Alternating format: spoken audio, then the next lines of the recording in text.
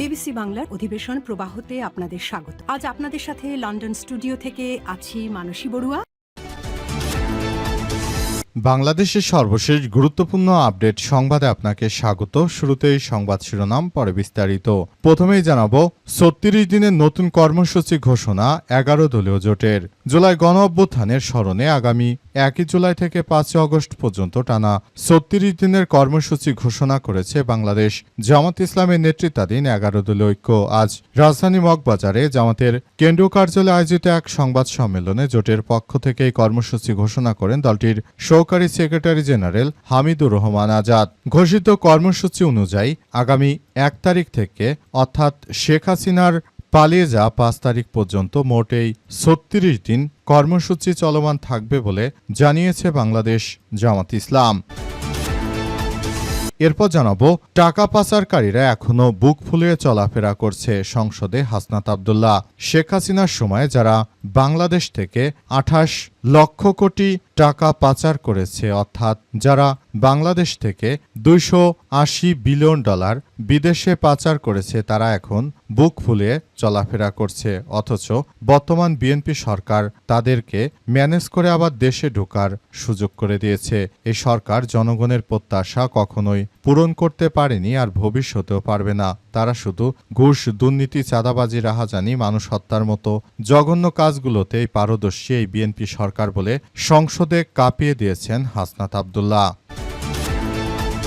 জানাবো, দুর্নীতি প্রমোট করতেই সিলেট থেকে সারোয়ার আলমকে সরানো হয়েছে বললেন জামাতের এমপি সালাউদ্দিন। জাতীয় সংসদে প্রস্তাবিত বাজেটের উপর আলোচনা অংশ নিয়ে গাজীপুর ৪ আসনের বিরোধী দলীয় সংসদ সদস্য সালাউদ্দিন অভিযোগ করেছেন যে সিলেটের মতো একটি গুরুত্বপূর্ণ এলাকা থেকে ডিসি সারোয়ারকে সরিয়ে দিয়েছে বিএনপি। তার উদ্দেশ্য হচ্ছে তারা ওই এলাকায় দুর্নীতি, চাঁদাবাজ ও সন্ত্রাসী রাহাজানি কার্যক্রম তারা এতদিন চালাতে পারছিল না ডিসি সারোয়ার আলমের কারণে। তাই তারা নতুন করে এসব কার্যক্রম শুরু করার জন্য মূলত তারা ডিসি সারোয়ারকে ওই এলাকা থেকে তাড়িয়ে দিল। বিএনপির কার্যক্রম দেখে মনে হচ্ছে তারা মূলত বাংলাদেশটাকে কখনো ওন করতে পারেনি। তারা হচ্ছে এমন একটি রাজনৈতিক দল যে শুধুমাত্র নিজেদের স্বার্থ হাসিল করতেই তারা কাজ করে, অন্যথায় তারা দেশের জন্য কোনো কিছুই আসলে করতে পারছে না বলে অভিযোগ করা হয়েছে।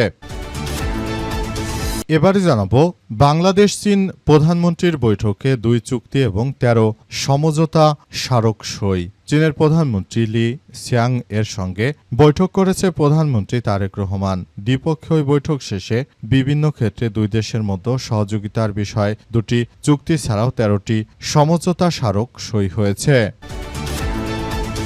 এবং সর্বশেষ জানাবো, রোহিঙ্গা ক্যাম্পে অপহরণ করে মুক্তিপণ দাবি, রোহিঙ্গা গ্রেপ্তার। কক্সবাজারের উখিয়া উপজেলার রোহিঙ্গা ক্যাম্পে মানব পাচার চক্রের অপহরণ ও মুক্তিপণের দাবির ঘটনায় এক রোহিঙ্গাকে আটক করেছে আইন শৃঙ্খলা রক্ষাকারী বাহিনীর সদস্যরা। তবে অপহৃত ব্যক্তিকে এখনও উদ্ধার করা সম্ভব হয়নি।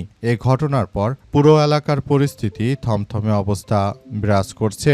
প্রিয় দর্শক, এতক্ষণ শুনছিলেন সংবাদ শিরোনাম, এবারে বিস্তারিত। তবে তার আগে বন্ধুরা, অনুরোধ থাকবে এই সংবাদটিতে একটি লাইক দিন। এই চ্যানেলে আপনি নতুন হয়ে থাকলে আমাদের সংবাদটি দেখতে দেখতে চ্যানেলটি সাবস্ক্রাইব করে রাখুন। কমেন্ট করে বন্ধুরা আপনার মূল্যবান মতামত জানিয়ে দিন আপনি বিশ্বের কোন দেশ থেকে বা বাংলাদেশের কোন স্থান থেকে আমাদের সংবাদটি দেখছেন এবং শুনছেন। আর বন্ধুরা, সংবাদটি আপনার সোশ্যাল মিডিয়া ফেসবুকে শেয়ার করে বন্ধুদেরও দেখার সুযোগ করে দিন। আজকের এই সংবাদ সম্পর্কে আপনার মূল্যবান মতামত কমেন্ট বক্সে কমেন্ট করে জানিয়ে দিন।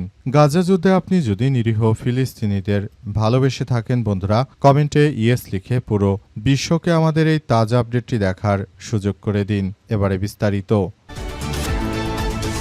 ৩৬ দিনের নতুন কর্মসূচি ঘোষণা ১১ দলীয় জোটের।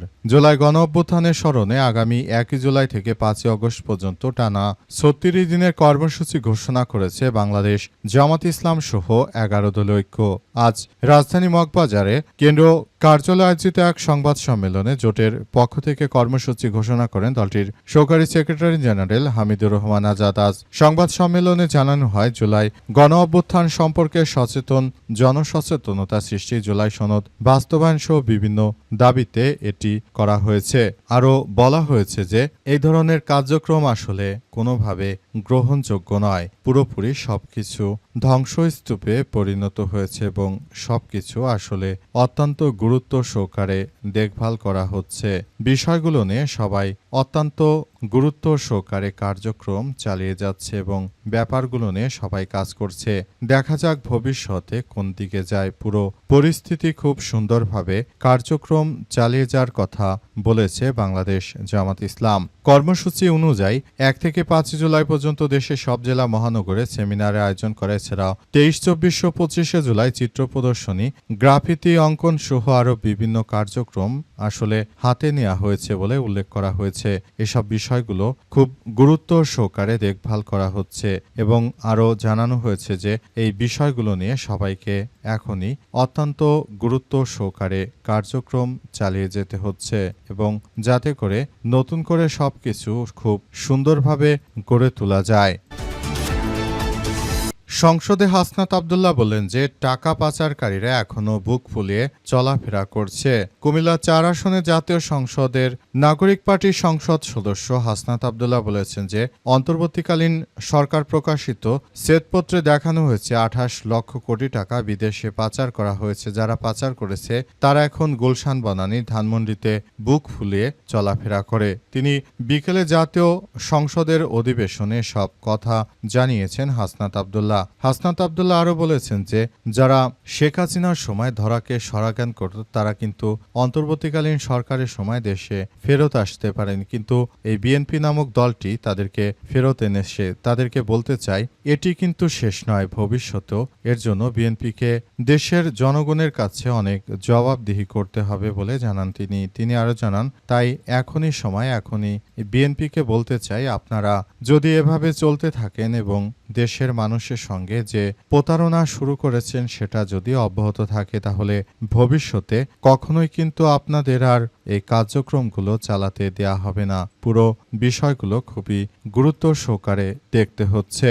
এই অবস্থার মধ্য দিয়ে মূলত সবাইকে এগিয়ে যেতে হচ্ছে বলে জানান হাসনাত আব্দুল্লাহ। হাসনাত আব্দুল্লাহ আরও জানিয়েছেন যে বাংলাদেশের প্রতিটি মানুষ মনে করে যে জুলাই গণ অভ্যুত্থানের সময় যদি শিক্ষার্থীরা সেদিন রাস্তায় না নামতো, যদি ছাত্ররা জীবন না দিত, রক্ত না দিত, তাহলে বিএনপি কখনোই ক্ষমতায় আসতে পারত না। তারা ক্ষমতায় আসার পর সেই শিক্ষার্থীদের সঙ্গে যে কার্যক্রম তারা শুরু করেছে সেটি আসলে কোনোভাবেই আমরা গ্রহণযোগ্য মনে করি না। এই বিষয়গুলো খুবই গুরুত্ব সহকারে দেখভাল করা হচ্ছে এবং বলা হচ্ছে। দুর্নীতি প্রমোট করতে সারোয়ার আলমকে সরানো হয়েছে সংসদে জামাতের এমপি সালাউদ্দিন। গাজীপুর 4 আসনের জামাত ইসলামের এমপি সালাউদ্দিন বলেছেন যে জামাত ইসলামের নেতাকর্মীরা কখনোই দুর্নীতি করে না আর দুর্নীতিবাজদের তারা প্রশ্রয় দেবে না। নতুন করে বিএনপি যে ধরনের সন্ত্রাসী কার্যক্রম ও দুর্নীতিবাজি শুরু করেছে তারা সিলেট থেকে সারোয়ার আলমকে সরিয়ে দিয়ে তাদের এই দুর্নীতির আখড়াকে আরও পাকাপোক্ত করেছে। সিলেটের মতো একটি গুরুত্বপূর্ণ জায়গা থেকে সারোয়ার আলমকে সরিয়ে দেওয়ার মধ্য দিয়ে মূলত বিএনপি এমন কিছু করতে চাইছে যাতে করে সবকিছু তারা নিয়ন্ত্রণে রাখতে পারে বলে অভিযোগ করেছেন তিনি আরও জানান, এই বিএনপি 2001 থেকে 2006 সাল পর্যন্ত যখন ক্ষমতায় এসেছিল এবং দেশটাকে তারা চালিয়েছে সেটি কোনোভাবে আসলে আমরা বিএনপির এই কার্যক্রমকে মেনে নিতে পারি না বলে জানান তিনি। বিএনপি শুরু থেকে তারা দুর্নীতিতে 5 বার চ্যাম্পিয়ন হয়েছে। এই চ্যাম্পিয়ন রাজনৈতিক দলটি তারা মূলত দেশ জুড়ে আবারও যে নাশকতা এবং ষড়যন্ত্র শুরু করেছে, ভবিষ্যতেও তারা কোনো কার্যক্রম আসলে জনগণের কোনো কিছু বিএনপি প্রত্যাশা অনুযায়ী পূরণ করতে পারবে না। এটি আসলে বর্তমান বিএনপির সবথেকে বড় ব্যর্থতা বলে অভিযোগ করা হয়েছে। এছাড়াও বলা হয়েছে বিএনপি সরকার শুরু থেকে যে সন্ত্রাসী কার্যক্রমে লিপ্ত তারা শুরু থেকে এই বিষয়গুলো সেভাবেই কাজ করছে যাতে করে তারা আবারও দুর্নীতি করতে পারে। বিএনপির এই সন্ত্রাসী কার্যক্রম দেশের জনগণ কখনোই গ্রহণ করেনি বলে জানান তিনি। বাংলাদেশ ও চীনের প্রধানমন্ত্রীর বৈঠকে 2 চুক্তি এবং 13 সমঝোতা স্মারক সই। চীনের প্রধানমন্ত্রী লি সিয়াংয়ের সঙ্গে বৈঠক করেছেন প্রধানমন্ত্রী তারেক রহমান। দ্বিপক্ষীয় ওই বৈঠক শেষে বিভিন্ন ক্ষেত্রে দুই দেশের মতো সহযোগিতা বিষয়ক 2টি চুক্তি ছাড়াও 13টি সমঝোতা স্মারক সই হয়েছে। এর আগে বিকেলে দুই দেশের প্রধানমন্ত্রীর বৈঠকে বসার বিষয়টি নিশ্চিত করেন প্রধানমন্ত্রী তারেক রহমানের অতিরিক্ত প্রেস সচিব আতিকুর রহমান রুমন। বেইজিংয়ে গ্রেট হল অব দ্য পিপলে অনুষ্ঠিত দ্বিপক্ষীয় বৈঠকে বাংলাদেশের উচ্চ পর্যায়ের প্রতিনিধি দলের নেতৃত্বে ছিলেন প্রধানমন্ত্রী তারেক রহমান। অন্যদিকে চীনের উচ্চ পর্যায়ের প্রতিনিধি দলে নেতৃত্ব দেন চীনের প্রধানমন্ত্রী লি ছিয়াং। পরে বৈঠক শেষে দুই প্রধানমন্ত্রীর উপস্থিতিতে সব চুক্তি ও সমঝোতা স্মারক সই করা হয়েছে। এই ব্যাপারগুলো আসলে খুবই গুরুত্ব সহকারে দেখভাল করা হচ্ছে। বিষয়গুলো নিয়ে সবাই খুব বেশি গুরুত্বপূর্ণ বিষয়গুলো নিয়ে কার্যক্রম চালিয়ে যাচ্ছে। এই ব্যাপারগুলো খুবই গুরুত্ব সহকারে দেখভাল করা হচ্ছে বলে উল্লেখ করা হয়েছে। তাই বিষয়গুলো নিয়ে খুবই গুরুত্ব সহকারে কার্যক্রম চালিয়ে যাওয়ার মধ্য দিয়ে তারা মূলত এমন কিছু করতে চাইছে যেটি বর্তমান সময়ে অত্যন্ত ঝুঁকিপূর্ণ বিষয় হিসেবে বিবেচিত হচ্ছে।